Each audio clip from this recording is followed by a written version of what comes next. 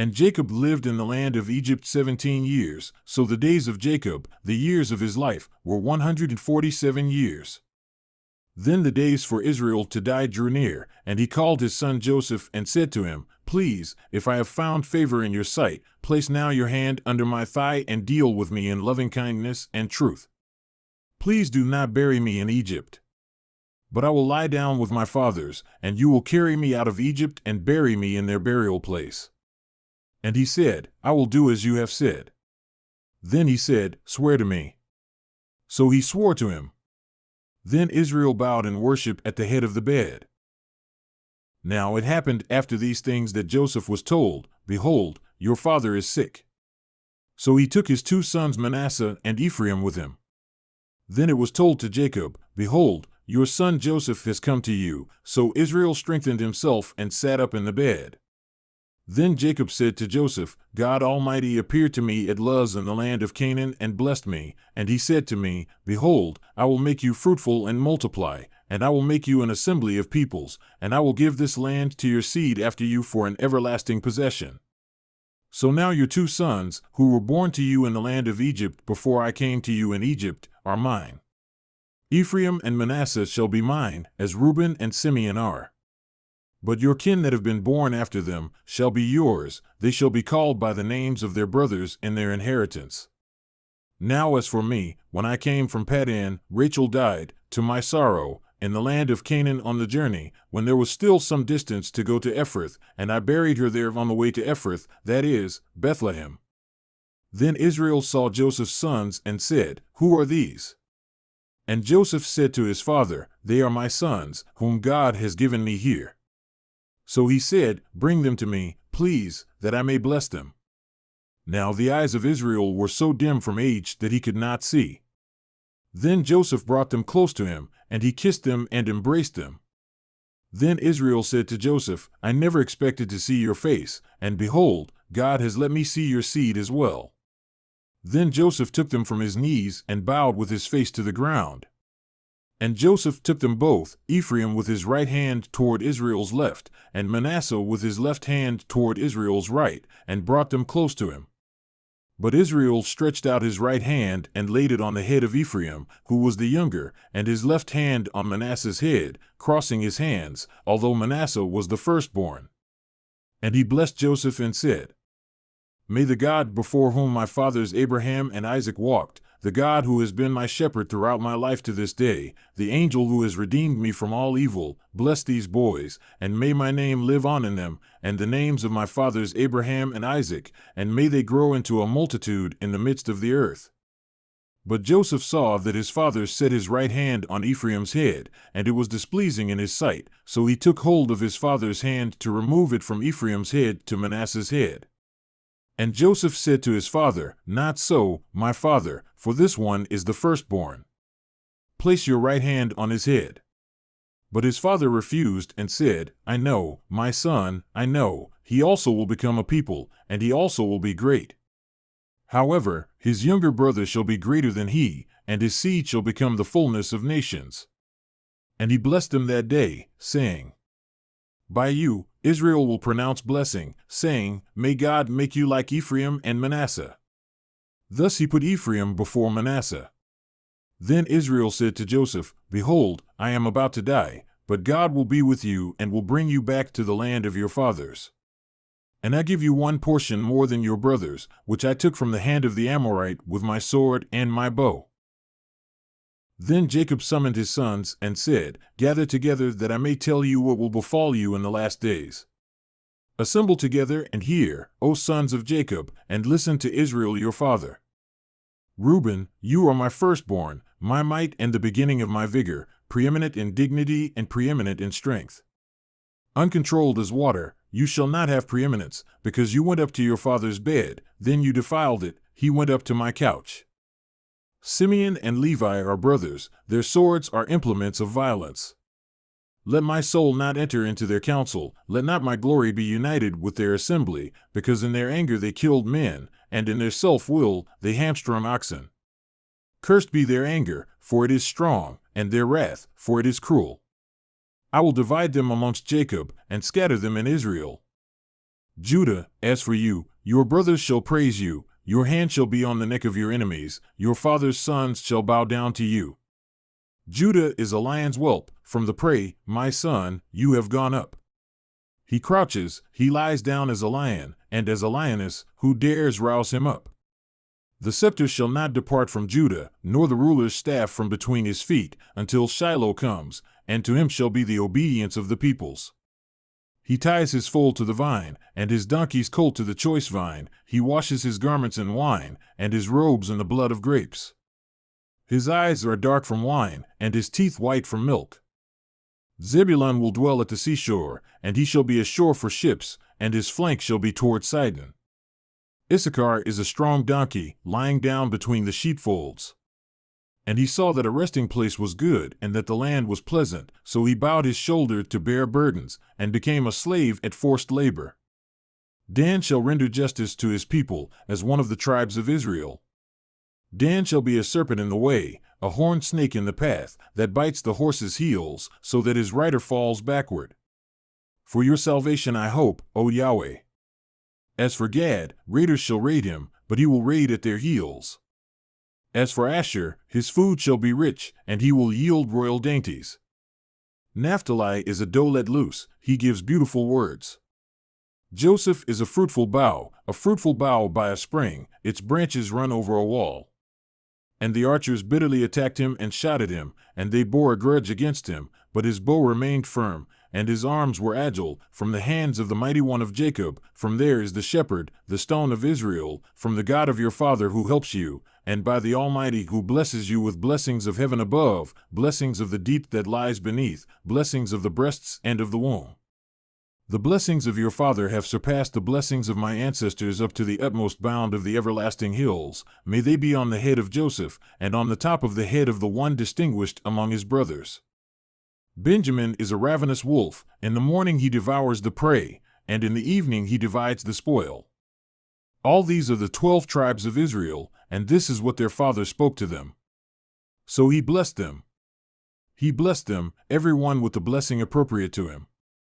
Then he commanded them and said to them, I am about to be gathered to my people. Bury me with my fathers in the cave that is in the field of Ephron the Hittite, in the cave that is in the field of Machpelah, which is before Mamre, in the land of Canaan, which Abraham bought along with the field from Ephron the Hittite as a possession for a burial site.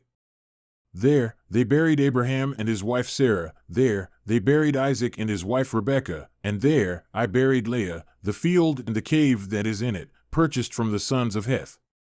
So Jacob finished commanding his sons. And he drew his feet into the bed and breathed his last and was gathered to his people. Then Joseph fell on his father's face and wept over him and kissed him. And Joseph commanded his servants the physicians to embalm his father. So the physicians embalmed Israel. Then the 40 days to do this were fulfilled, because in this manner the days of embalming are fulfilled. And the Egyptians wept for him 70 days. Then the days of weeping for him were past, and Joseph spoke to the household of Pharaoh, saying, If now I have found favor in your sight, please speak in the ears of Pharaoh, saying, My father made me swear, saying, Behold, I am about to die, and my grave which I dug for myself in the land of Canaan, there you shall bury me. So now, please let me go up and bury my father, then I will return. And Pharaoh said, Go up and bury your father, as he made you swear. So Joseph went up to bury his father, and with him went up all the servants of Pharaoh, the elders of his household, and all the elders of the land of Egypt, and all the household of Joseph and his brothers and his father's household. They left only their little ones and their flocks and their herds in the land of Goshen. There also went up with him both chariots and horsemen, and it was a very immense camp. And they came to the threshing floor of Atad, which is beyond the Jordan, and they lamented there with a very great and immense lamentation, and he observed 7 days of mourning for his father. Now the inhabitants of the land, the Canaanites, saw the mourning at the threshing floor of Atad, and they said, This is an immense mourning for the Egyptians. Therefore it was named Abel-Mizraim, which is beyond the Jordan. Thus his sons did for him as he had commanded them. Indeed, his sons carried him to the land of Canaan and buried him in the cave of the field of Machpelah before Mamre, which Abraham had bought along with the field for his possession as a burial site from Ephron the Hittite. After he had buried his father, Joseph returned to Egypt, he and his brothers, and all who had gone up with him to bury his father. Then Joseph's brothers saw that their father was dead, and they said, "What if Joseph bears a grudge against us and returns back to us all the evil which we dealt against him?" So they sent a message to Joseph, saying, "Your father commanded before he died, saying, 'Thus you shall say to Joseph, Please forgive, I beg you, the transgression of your brothers and their sin, for they dealt evil against you. So now, please forgive the transgression of the slaves of the God of your father.' And Joseph wept when they spoke to him. Then his brothers also came and fell down before him and said, 'Behold, we are your slaves.' But Joseph said to them, 'Do not be afraid, for am I in God's place? As for you, you meant evil against me, but God meant it for good in order to do what has happened on this day, to keep many people alive. So now, do not be afraid, I will provide for you and your little ones.' And he comforted them and spoke to their heart. Now Joseph stayed in Egypt, he and his father's household, and Joseph lived 110 years. And Joseph saw the third generation of Ephraim's sons, also the sons of Machir, the son of Manasseh, were born on Joseph's knees. And Joseph said to his brothers, 'I am about to die, but God will surely take care of you and bring you up from this land to the land which he swore to Abraham, to Isaac, and to Jacob.' Then Joseph made the sons of Israel swear, saying, 'God will surely take care of you, and you shall carry my bones up from here.' So Joseph died at the age of 110 years, and they embalmed him, and he was placed in a coffin in Egypt.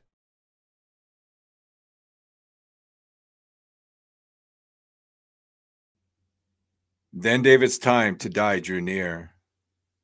So he commanded Solomon his son, saying, 'I am going the way of all the earth.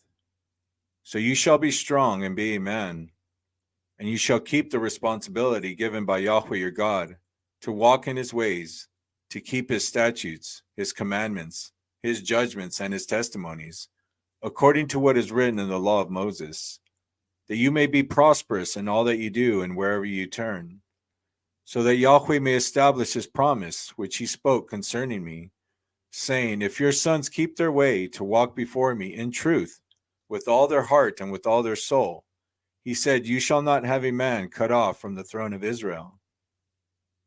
Now you also know what Joab the son of Zeruiah did to me, what he did to the two commanders of the armies of Israel, to Abner the son of Ner, and to Amasa the son of Jether, whom he killed. He also shed the blood of war and peace, and he put the blood of war on his belt about his waist, and on his sandals on his feet. So act according to your wisdom, and do not let his gray hair go down to Sheol in peace. But show loving kindness to the sons of Barzillai, the Gileadite, and let them be among those who eat at your table, for they assisted me when I fled from Absalom your brother. Behold, there is with you Shimei the son of Gera, the Benjamite, of Bahurim. Now it was he who cursed me with a violent curse on the day I went to Mahanaim. But when he came down to me at the Jordan, I swore to him by Yahweh, saying, I will not put you to death with the sword. So now, do not let him go unpunished, for you are a wise man, and you will know what you ought to do to him, and you will bring his gray hair down to Sheol with blood. Then David slept with his fathers, and was buried in the city of David. And the time which David reigned over Israel was 40 years in Hebron. He reigned 7 years, and in Jerusalem he reigned 33 years. And Solomon sat on the throne of David his father, and his kingdom was firmly established.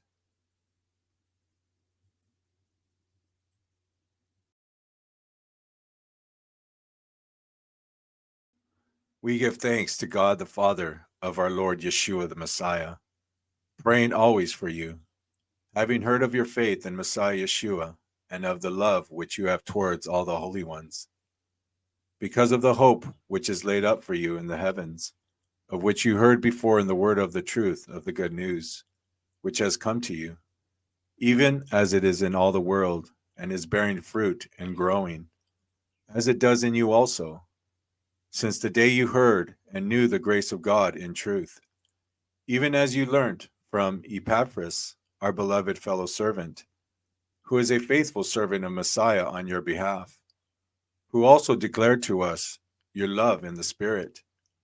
For this cause we also, since the day we heard this, don't cease praying and making requests for you, that you may be filled with the knowledge of his will in all spiritual wisdom and understanding, that you may walk worthily of the Lord, to please him in all respects, bearing fruit in every good work, and increasing in the knowledge of God, strengthened with all power according to the might of his glory, for all endurance and perseverance with joy, giving thanks to the Father, who made us fit to be partakers of the inheritance of the holy ones in light, who delivered us out of the power of darkness and translated us into the kingdom of the Son of his love, in whom we have redemption, the forgiveness of our sins.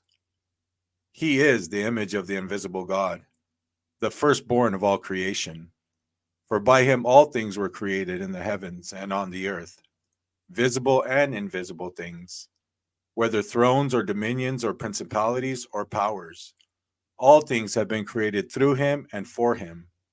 He is before all things, and in him all things are held together. He is the head of the body, the assembly, who is the beginning, the firstborn from the dead, that in all things he might have the preeminence. For all the fullness was pleased to dwell in him, and through him to reconcile all things to himself by him, whether things on the earth or things in the heavens, having made peace through the blood of his cross.